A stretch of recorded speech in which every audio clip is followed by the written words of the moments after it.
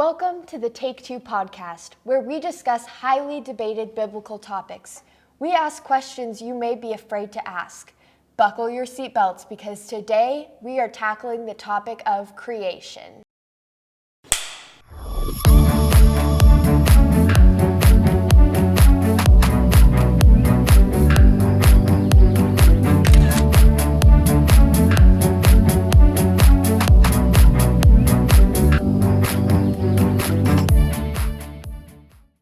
So, some people, scientists, say that the earth is really old. People have a lot of different opinions on how the earth was created. But a lot of Christians also think that the earth was created in 6 days, and it's pretty young. So how old is the earth? It's a great question. And there's not probably a single answer that would satisfy everybody, but I'm glad you asked it because I think it's worth diving in more deeply to see what is it that we're reading when we read this book. So probably the number one misconception that people have about this book is that it dropped from the sky, leather bound, engraved with our name on it, just ready for us to read and understand. We think of the Bible as answering our questions. But what if the Bible is an ancient book written by ancient people in another culture, and so it's actually answering ancient questions? We would want to first ask, what are the questions ancient Near Eastern people had, and how is this book answering that question? Yeah, so what can you tell us about the history of from Genesis 1, what it's telling us? Yeah, it's a great question. In Genesis chapter 1, I don't know if you've ever noticed that it's formatted in a really funky way. So most of the time, if you're reading a narrative, a story, it's in paragraphs, and each paragraph is indented. But what do you see when you look at Genesis 1? Well, the first line isn't indented, everything else is. Yeah, so it's like this, it's called a hanging indent, where the first line is like hanging over and then the other stuff is indented, which is really odd. It doesn't look like poetry, it doesn't look like story, it looks like its own whole thing. Yeah. So if we read it carefully, we will find that it seems to be primarily concerned with fruitfulness.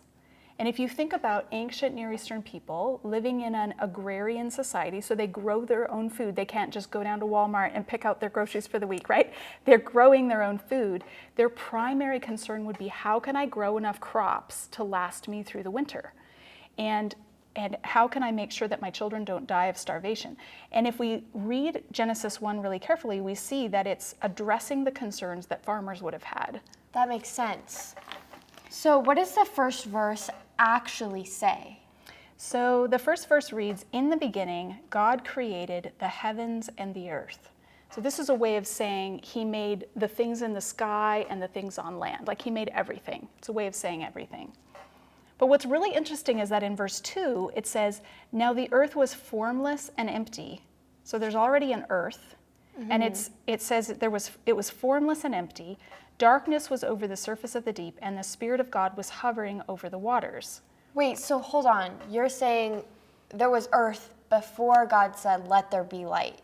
That's what's going on in Genesis 1. It seems as though God first creates matter, maybe in verse 1, but it's a matter that doesn't do anything. Like a void. It says it's formless and empty. Another way of saying that would be like it's barren and unfruitful. You can't do anything with it because the ground's all covered with water. It's in a state of disorganization or disorder.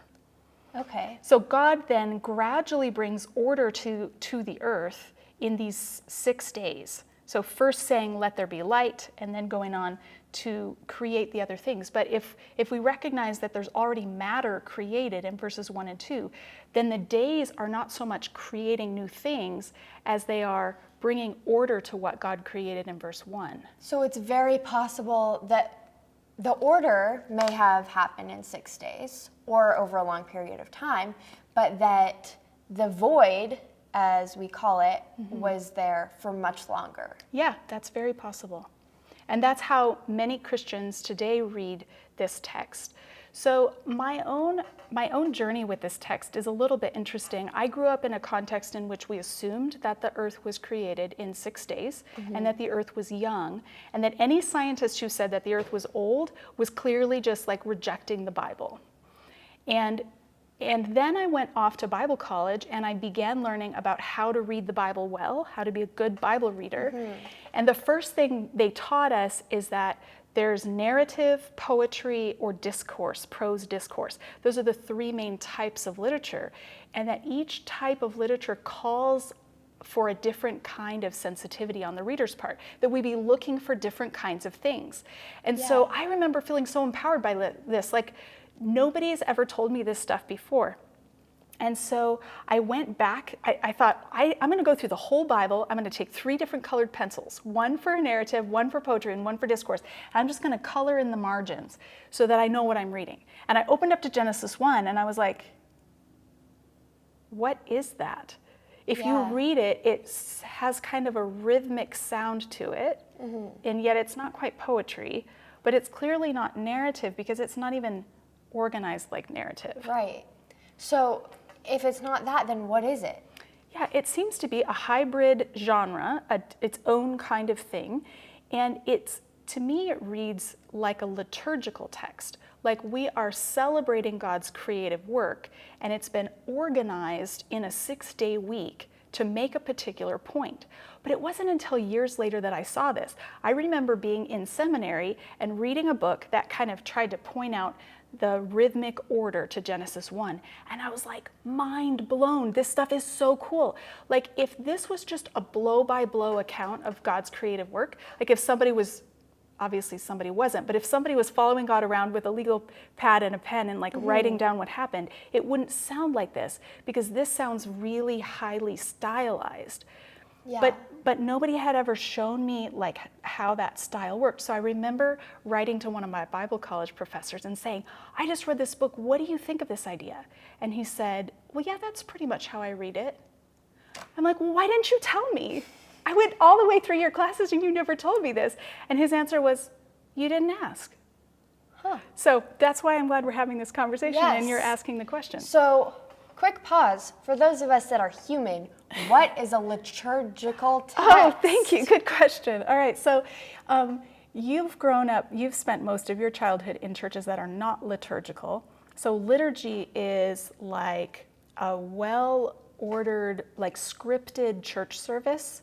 So if you imagine the Catholic Church or an Anglican church or some Reformed churches have a liturgy that they follow. So I grew up in a pretty liturgical church. We had a bulletin, and in the bulletin it told us exactly which songs we were going to sing, which hymns, and they had the numbers, the number of the hymn from the hymn book, and it would tell you whether it was the blue hymnal or the red hymnal. And there was a little asterisk next to it if you were supposed to stand up during that song. So like no spontaneity at all, it was all pre-scripted. And the prayer would be like pre-scripted, and we would all say the Apostles' Creed together. That's liturgy, if it's like planned out in advance. And usually it's not depending on the worship leader or the pastor spontaneously inspiring people, but it's actually something that the church has read or prayed for centuries. So that's liturgy. Like a performance. Yes, but it's a thoughtful performance. I used to think it was kind of stilted, like, where's your emotion? This doesn't really seem like you're part of this. But I think what I've come to appreciate about liturgy is that it doesn't depend on someone's spontaneity and inspiration, but you're participating with the long history of the church.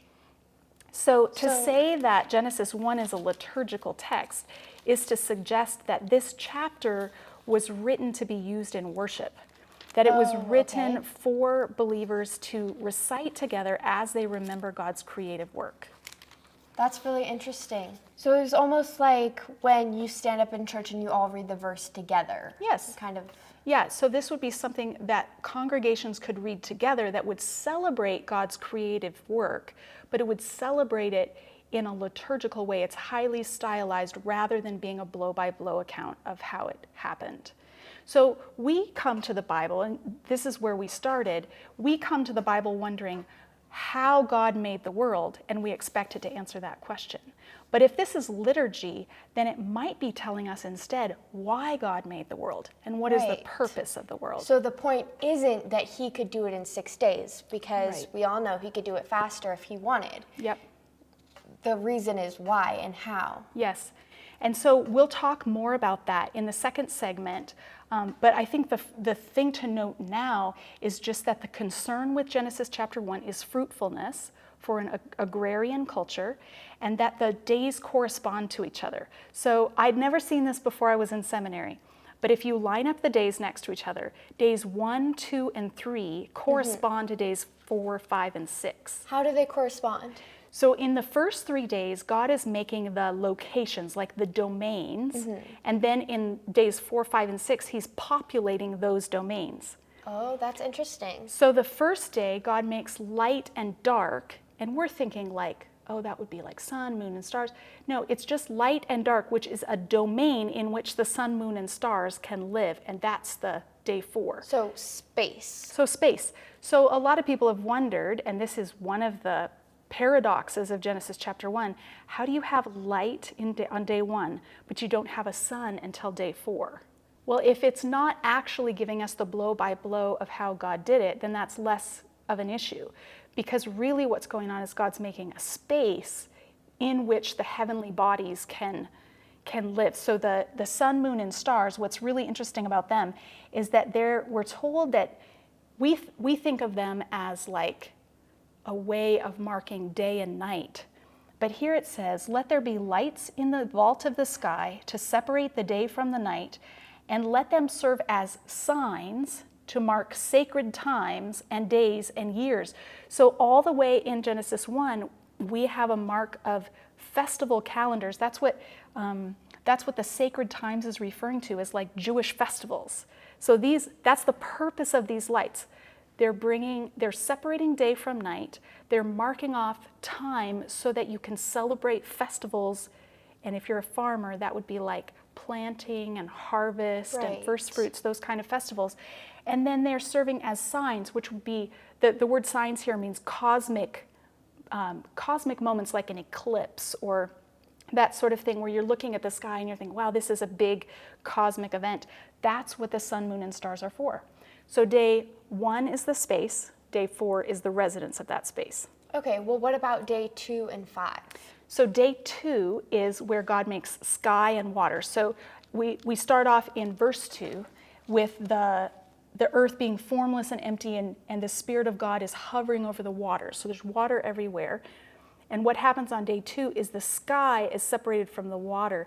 And ancient peoples thought of there being water above the sky and water below the sky. So you have the seas down below, and there's water up there too, and there's like this space that gets opened up between them where people can breathe and birds can fly. That's really interesting. I don't think that's like any kind of perspective we have on the earth now. No, it isn't. And we don't think of there being waters up there. But if you're an ancient person, imagine yourself, you're a farmer, and you've planted your crops, you've done your job, now what do you need next? Water. You need water, and where does it come from? The sky. The sky. And so they would talk about the windows of heaven opening and the water coming through. And so it just made sense to them that there were storehouses up there somewhere where God kept water. Kind of makes sense. Yeah. So that's day 2, sky and water. And then day 5 is the residence of that. So day 5 is fish and birds.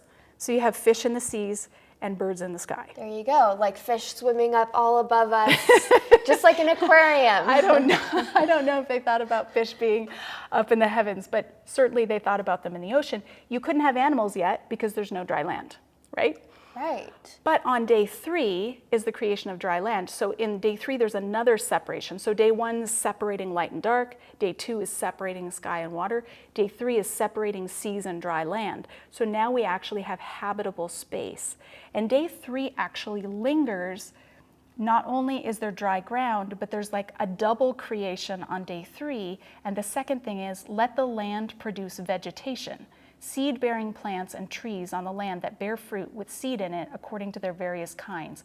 So there's, again, a focus on fruitfulness. Now we have a place for things to grow. So it's like preparing it for the animals. Exactly. And that's who moves in on day 6.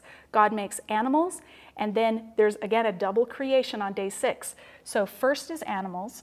This is another mind-blowing thing that I just sort of recently became aware of. God made the wild animals according to their kinds, the livestock according to their kinds. There's domesticated animals immediately in this liturgical text. That's crazy. Which doesn't actually make sense, right? If it took time for them to capture animals and domesticate them, then this is not showing us how it happened, but it's giving us a vision of why it happened. So that there's a place for wild animals, domesticated animals, and creepy crawlies, all the creatures that move along the ground. So that's the first part of day 6, but there's a double creation on day 6. And the second thing is God making mankind.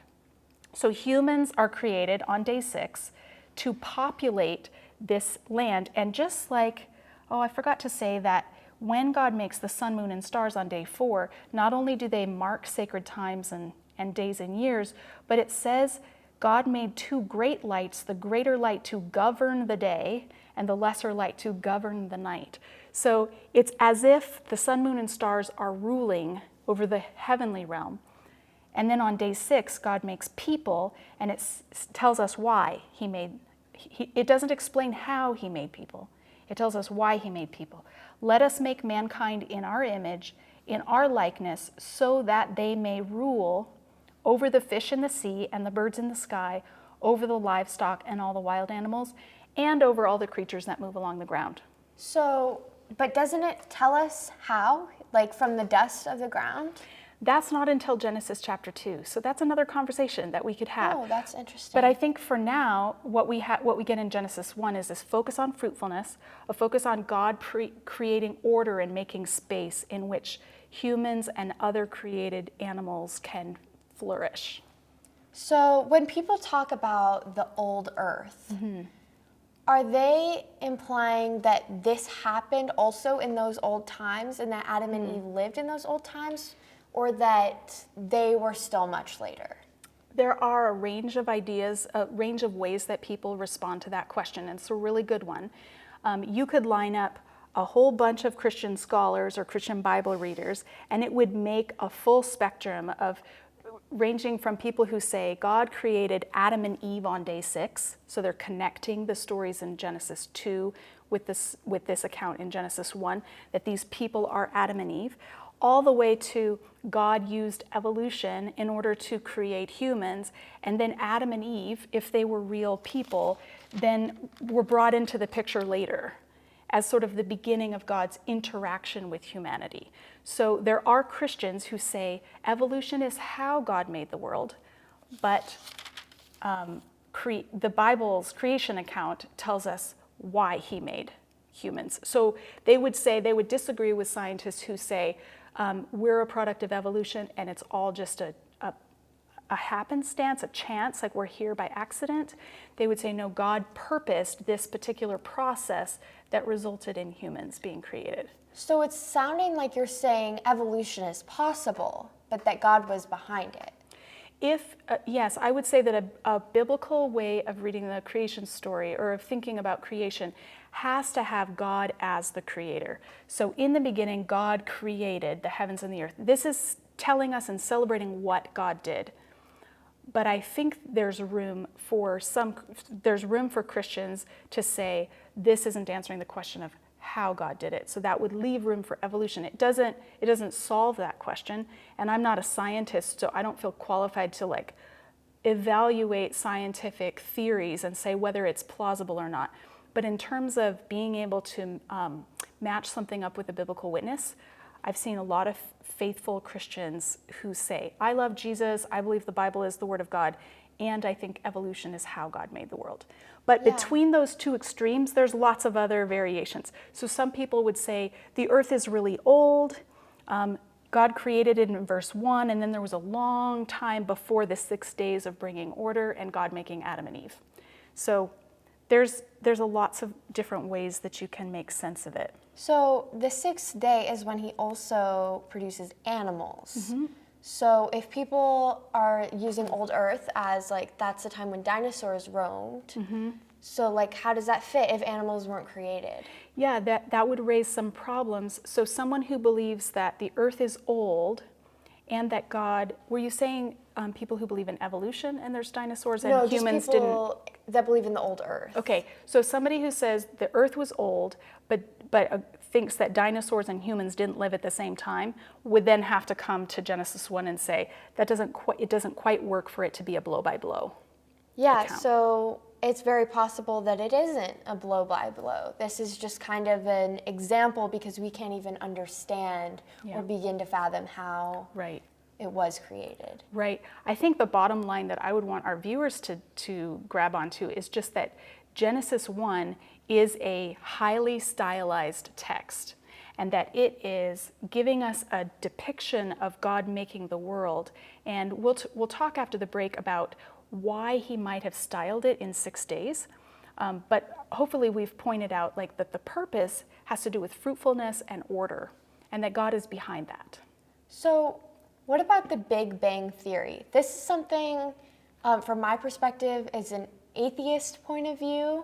It happened by chance. It was just an atom blowing up and expanding, which from some point of views, like it's a plausible way to think about it. So how could that fit in? Yeah, so a Christian scientist who believes in the Big Bang would then say God is the one who caused this Big Bang, right? Oh, right. Because scientists look at the universe and say it's ever expanding. So it looks like it must have once been small and it's getting bigger and bigger.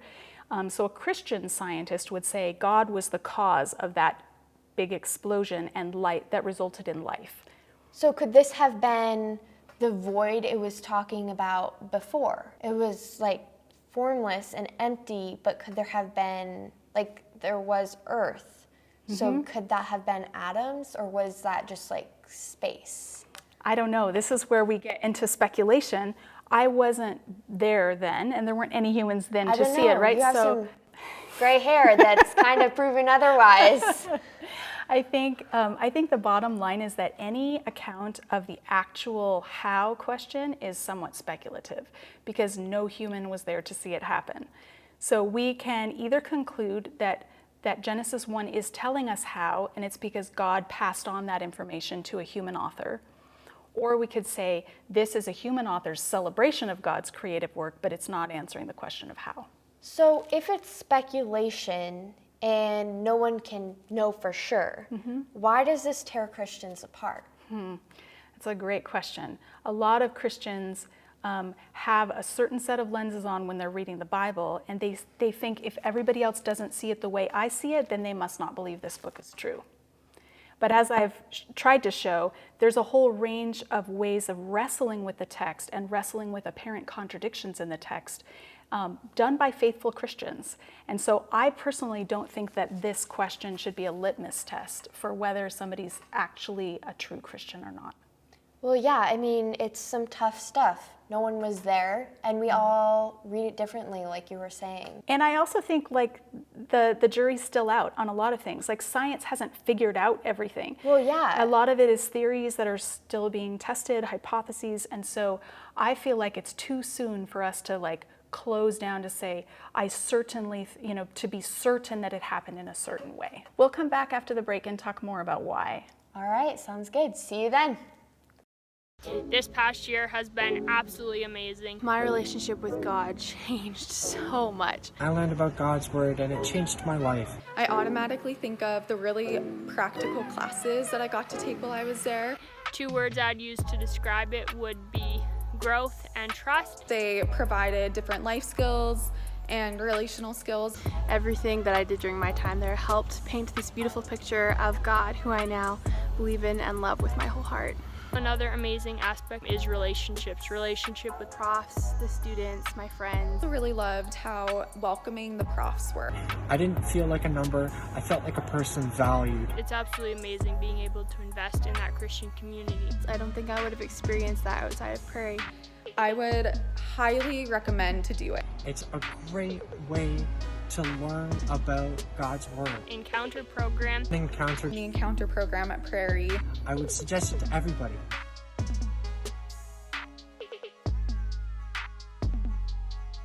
All right, welcome back.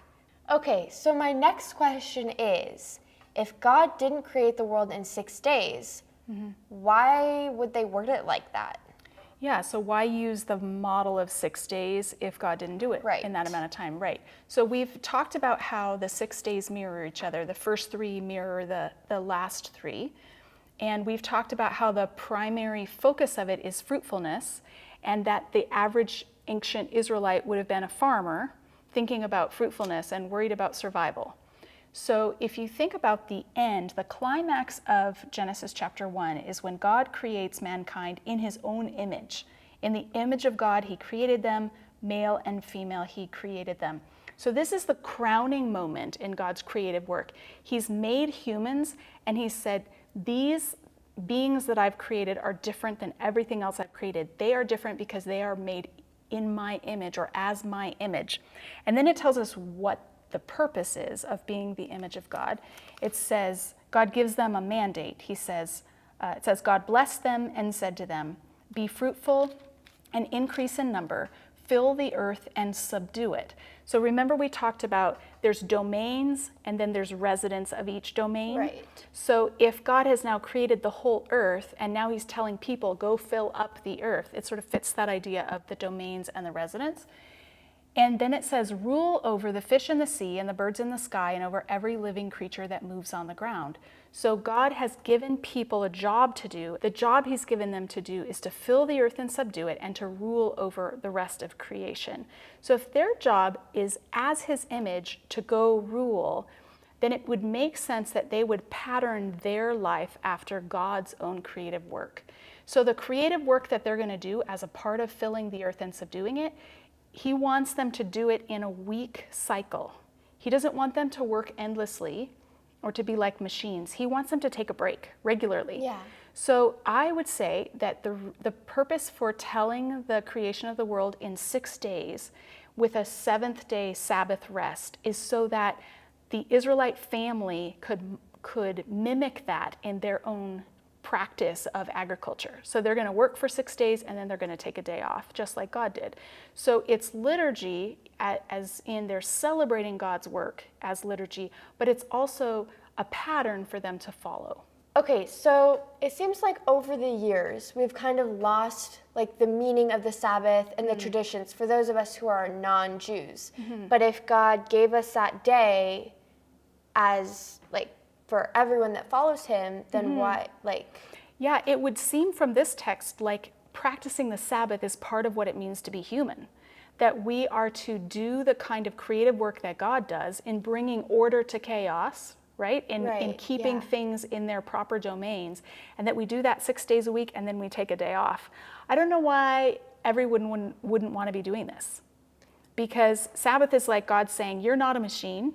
I didn't create you to work 24/7. I want you to take a rest. Yet teachers give us homework on the weekends anyways. One thing we might want to just mention is that I think, at least as a kid, I imagined that God needed a rest because he was tired after creating for 6 days. So we've already discussed the possibility that God didn't actually do it in 6 days, but that he's providing a model for us by telling it in 6 days. But even if he did create the world in 6 days, which is certainly possible, he did not rest on the 7th day because he was tired. He rested the way a king rests on his throne once his whole realm is brought into order. He's vanquished his enemies, his, public works projects are all working well and his palace is built. Then he can sit on his throne and rule, and it's not that he's taking a nap, but he's resting in his rule. And that is what God is inviting us to do, to bring order to our world for 6 days, and then to sit back and enjoy the fruits of our labor. Yeah, that's definitely something for those Broadway fans out there that's mentioned in Hamilton when George Washington decides to step back from the role of presidency, and he talks about like enjoying the fruit from the trees he's planted and sitting in the shade of them as like a metaphor. Yeah. I think that's a great example. And I think that's in something God's inviting all of us to participate in, is to take a break and not work nonstop. So if God has established this week, it's 7 days, like why 7? It's a great question. In the Hebrew language, the word 7 means complete or perfect. So it's a way of like showing the fullness of time. And it's really interesting when you start to dig into numbers in the Bible, because there are a lot of 7s that are associated with fullness of time. So there are 7 Jewish festivals, and all of them are in the first 7 months of the year. 2 of them last for 7 days. Weeks are 7 days, as we've already talked about, ending in the Sabbath. But then every 7th year is a Sabbath year, and every 7 Sabbath years is a year of Jubilee. So the entire concept of Jewish time is built around cycles of 7s as a way of reinforcing the rest that God wants his people to enjoy. It makes you think about COVID. Like, we haven't taken our Sabbath year, so this is forced upon us. This is a forced Sabbath for everybody. Yeah. So we have talked about a lot of stuff in this podcast already. We've talked about why God gives us the story of creation in a 6-day pattern. We've looked at kind of how that pattern works and how there's domains and fillings of each day. We've talked about how the focus is fruitfulness, and we've talked about how this book was not written to answer our questions, but to answer ancient questions. So ancient people weren't probably wondering, where did the world come from? Where did stuff come from? But they were wondering, what is it here for? And how can I find fruitfulness? How can I make things grow and participate in agricultural cycles in a fruitful way? So those are all kind of paradigm shifting things that I hope will take out some of the antagonism between science and faith.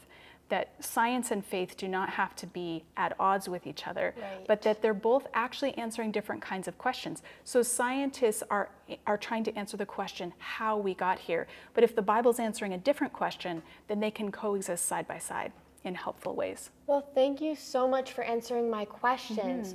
Are there any resources our listeners can go to learn more about these topics? That's a great question. So I've referred to a couple of different books in the course of our conversation.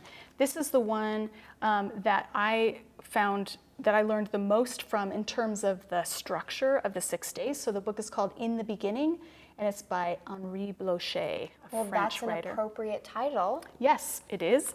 And then this one's been super helpful to me. This is a more recent book by Michael LeFebvre, and it's called The Liturgy of Creation. And he's looking at how calendars functioned in ancient times, and how the date stamps that we find in the first 5 books of the Bible are not journalistic, but they're liturgical. They're trying to tie Israel's history to their festival calendar.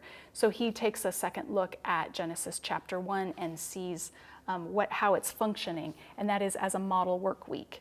And then this is one that's pretty well known, John Walton's The Lost World of Genesis 1. This one's really easy to read, and this is where I got the idea that the Bible's written to answer ancient questions rather than modern ones. So any of these books would be a great place to start if you want to learn more. That's fantastic. Well, we will have all of those linked below, along with ways you can contact us and follow us on social media platforms. Thank you so much for joining us on this week's episode of the Take Two podcast. See you next time.